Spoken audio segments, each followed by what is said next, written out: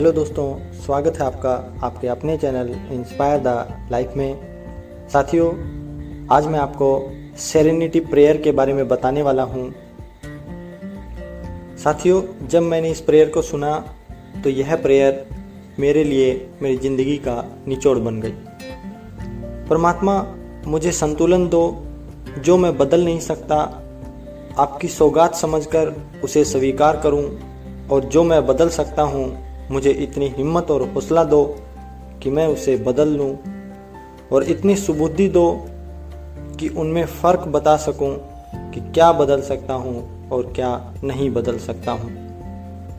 दोस्तों, जब से मैंने इस प्रार्थना को सुना है तब से मैं इस प्रार्थना को हर रोज़ करता हूं और यह मुझे ताकत देती है।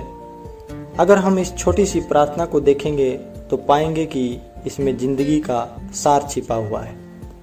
तो चलिए दोस्तों, इसकी हर लाइन को बड़ी बारीकी से समझते हैं। पहली लाइन कहती है कि परमात्मा, मुझे संतुलन दो जो मैं बदल नहीं सकता, आपकी सौगात समझकर स्वीकार करूं।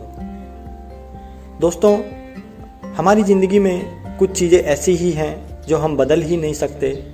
वे हमारे बस से बाहर हैं और जिसे हम किस्मत भी कहते हैं। जैसा कि मैंने अपने माता पिता को नहीं चुना, मैंने यह भी तय नहीं किया कि मुझे कहाँ पैदा होना था, और न ही मैंने अपने जिस्म का रंग तय किया और न ही अपनी हाइट। मैंने न तो मेरी पैदा होने की तारीख और मरने की तारीख तय की है, यही कुदरत है। कभी कभी लोग अपाहिज पैदा होते हैं, कभी कभी अच्छे लोगों के साथ बुरे हादसे भी होते हैं। क्या गलती की उन्होंने, किसे मालूम।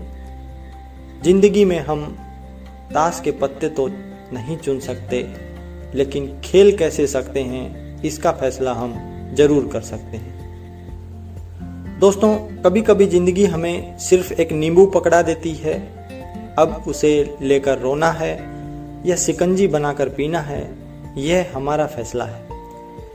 याद रखिए दोस्तों, हमें एक बैलेंस बनाकर लाना है कि हमें क्या स्वीकार करना है और क्या बदलना है और क्या बदल नहीं सकते हैं। अक्सर हम उन चीज़ों से लड़ते रह जाते हैं जो हमारे बस से बाहर की हैं। जब हम उन्हें आसानी से स्वीकार नहीं करते हैं तो हम अपनी ज़िंदगी में तनाव लेकर आते हैं। अगर हम किसी चीज़ को बदल नहीं सकते तो उसे सौगात समझकर स्वीकार कर लेना चाहिए। यही उचित व्यवहार है। स्वीकार कीजिए, इज्जत से कबूल कीजिए। स्वीकार करने का मतलब दोस्तों हारना नहीं होता। इसका मतलब तो यह है कि हमने इसे सौगात समझकर स्वीकार कर लिया है। अगर हम स्वीकार नहीं करते तो अपनी ज़िंदगी में टेंशन लेकर चलेंगे और हमारी प्रोडक्टिविटी घट जाती है। दोस्तों, अगर हमारी फ्लाइट छूट जाए तो अब फैसला हमारे हाथ में है कि हम खिसियाँ कर चिल्लाएं या उसे सहजता से स्वीकार करें। चाहे कुछ भी रास्ता अपनाएं, असलियत वही रहनी है। फिर चाहे हमने उसे स्वीकार किया हो या नहीं किया हो, यह नतीजा न ही मनचाहा होता है और न ही जानबूझकर किया गया है। इसे फिर अपने लिए एक उपहार ही मान लीजिए। दोस्तों, प्रार्थना का दूसरा हिस्सा है, मुझे इतनी हिम्मत और हौसला दो कि जो मैं बदल सकता हूँ उसे बदल दूँ। अगर मैं उन्हें बदल सकता हूँ तो क्या समस्या है।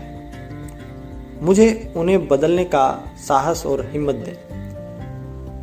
दोस्तों, आखिरी हिस्सा जो है वो सुबुद्धि दो कि उनमें फ़र्क बता सकूं, क्या बदल सकता हूं क्या नहीं। यह हमारी बुद्धि है जो हमें सही कदम उठाने में और ज़िंदगी को जीने लायक बनाने में मदद करती है।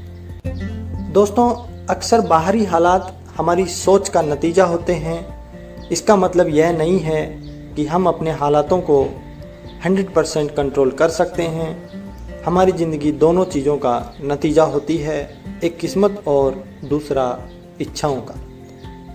किस्मत वे ताश के पत्ते हैं जिनसे हमें खेलना है, जिन पर हमारा बस नहीं है। आज़ाद इच्छा इन पत्तों को खेलने का तरीका है। हमारी चॉइस है। क्या खुश और सफल होने के पीछे कोई साइंस या विज्ञान है? तो इसका जवाब है हाँ।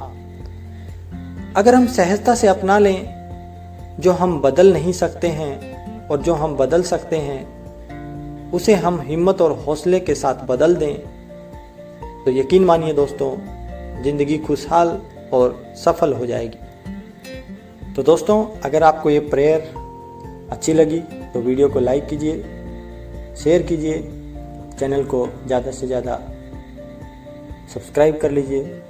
सुनने के लिए बहुत बहुत धन्यवाद।